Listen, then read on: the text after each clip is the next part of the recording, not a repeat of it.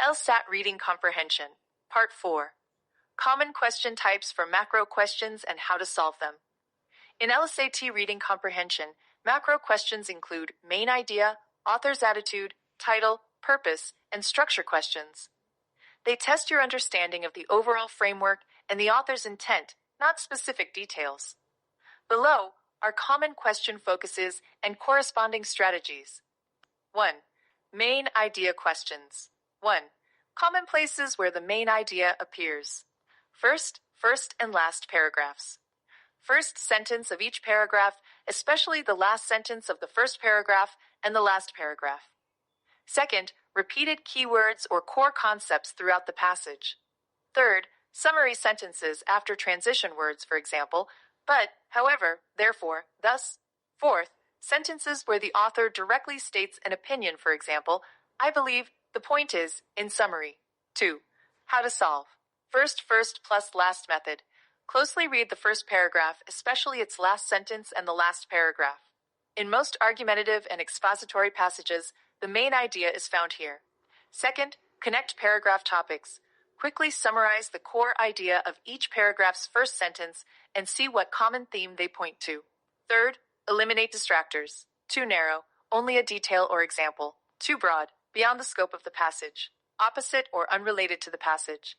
Fourth, characteristics of correct answers covers the entire core of the passage and includes the key words that appear repeatedly.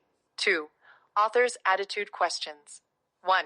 Common places where attitude is revealed. First, emotional coloring of adjectives and adverbs. Fortunately, unfortunately, surprisingly. Second, modal verbs. Should, must, could, expressing suggestion or criticism. Third, opinions after transition words. But the real problem is, fourth, tendency in examples or citations, positive versus negative examples. Fifth, concluding sentences at the end of the passage often reveal the final attitude. 2. How to solve. First, build an attitude vocabulary bank. 3 common categories. Positive, supportive, optimistic, admiring, concerned. Sometimes concerned is not negative. Negative, critical, skeptical, pessimistic, disapproving, ironic. Neutral, objective, neutral, balanced, informative. 3. Watch for traps. Do not mistake the attitude of a person mentioned in the passage for the author's attitude. Expository passages are usually neutral. Argumentative passages show clear stance. Indifferent and uncertain are rarely correct. Authors usually have a clear position. 4. Quick location.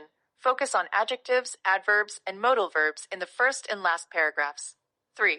Passage structure questions. 1. Common places where structure is revealed. First, logical relationships between paragraphs, cause, effect, contrast, example, progression. Second, how the author introduces the topic, develops the argument, and reaches a conclusion. Third, presence of special functional sentences such as questions, definitions, or rebuttals. 2. How to solve. First, common structural patterns. Problem, cause, solution. Phenomenon, explanation, evaluation. Old view, refutation, new view. Comparison, contrast, conclusion. Second, quickly scan for transition words. Cause, effect. Therefore, as a result, gives cause, gives effect structure. Contrast. However, on the other hand, gives contrast, refutation structure. Example. For example, such as gives claim, gives illustration structure. 3.